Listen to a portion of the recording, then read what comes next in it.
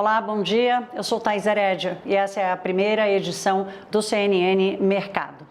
Olha, o mercado brasileiro segue com baixíssima liquidez, que é comum nessa época do ano, e a Bolsa sinaliza uma abertura estável. O índice futuro do Ibovespa abriu em leve queda. O dólar continua bastante volátil, agora a moeda americana está subindo. Começou o dia caindo, agora está subindo levemente, ainda cotada em R$ 5,31. Está tentando seguir o movimento do mercado internacional, onde a moeda americana se desvaloriza nesta terça-feira. O fluxo estrangeiro para a Bolsa Brasileira continua forte, com um saldo acima de 5 bilhões de reais em dezembro. A expectativa de hoje é pela aprovação da PEC da transição na Câmara dos Deputados. Lula e Fernando Haddad estão capitaneando a negociação com o Congresso Nacional, especialmente com Arthur Lira. O novo governo quer assegurar a liberdade de gastar até 200 bilhões de reais fora dos limites fiscais até 2024. Tanto o valor quanto o prazo permitido pela PEC estão em jogo na votação da proposta na Câmara. Arthur Lira, o mais prejudicado com o fim do orçamento secreto, briga para manter o controle sobre uma boa fatia dos cofres públicos e garantir apoio à sua reeleição em fevereiro do ano que vem. A apuração da Basília Rodrigues, analista da CNN Brasil, revela um clima de vingança na cúpula do Congresso depois da decisão do STF. Enquanto o acordo para a aprovação da PEC não sai, o anúncio de nomes que vão compor os ministérios, inclusive a equipe econômica de Haddad, não acontece. Fernando Haddad pode deixar só para amanhã a revelação de quem vai ocupar as 3 principais secretarias da Fazenda: Tesouro Nacional, Receita Federal e Política Econômica. Esses nomes são aguardados com muita expectativa pelo mercado.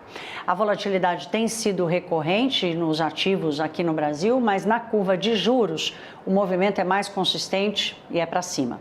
A incerteza sobre a política fiscal do próximo governo tem provocado ajuste diário nas taxas.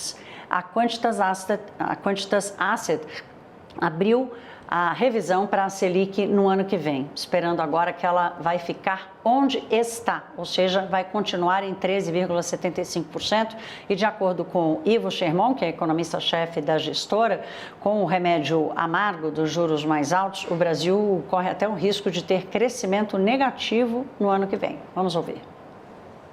Com juros mais altos e com essa insegurança, em quase todos os sentidos, de maneira bastante ampla, que a gente pode falar, naturalmente que os projetos que antes estavam começando a sair da mesa, eles voltam para dentro da gaveta, e a gente tem uma restrição muito grande. Sem falar nas famílias.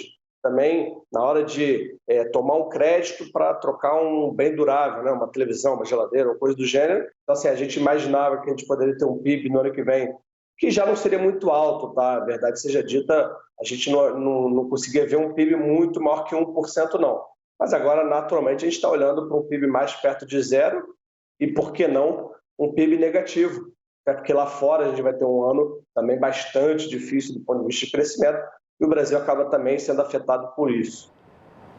Na curva de juros, as taxas mais curtas estão estáveis e as mais longas sobem nessa terça-feira. Vamos dar uma olhada agora na abertura das bolsas lá fora. Os futuros americanos e as bolsas operam em queda nessa terça-feira, depois do susto, da surpresa do Banco Central do Japão, que sacudiu os mercados com uma mudança absolutamente inesperada numa taxa que é a faixa de controle da curva de rendimentos dos títulos japoneses. O BOJ manteve a taxa básica como estava, em menos 0,10%, mas mexeu na curva, provocando alta dos juros de longo prazo e aí uma reação fortíssima dos mercados. O iene teve uma valorização de quase 3% depois da decisão e essa surpresa do BOJ derrubou os mercados na Ásia.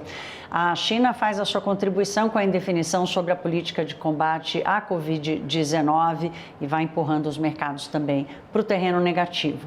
Para a gente terminar falando do assunto do momento nas redes sociais, segue indefinido o comando, ou quem vai comandar o Twitter. Elon Musk prometeu que ia respeitar a enquete que ele mesmo criou para saber se deixaria ou não o cargo de CEO da empresa. Com o resultado das votações, as ações da Tesla chegaram a subir mais de 3% ontem, depois de terem despencado mais de 15% na semana passada, com o temor de que Elon Musk estaria concentrado mais no Twitter do que nos outros negócios. Tem uma matéria na Bloomberg hoje dizendo que a rede social vai restringir as votações sobre as políticas da empresa aos usuários que pagam e têm verificação, evitando a ação dos robots, né, na votação e nas enquetes. O CNN Mercado fica por aqui, eu volto ao 12h45 com as atualizações. Até lá.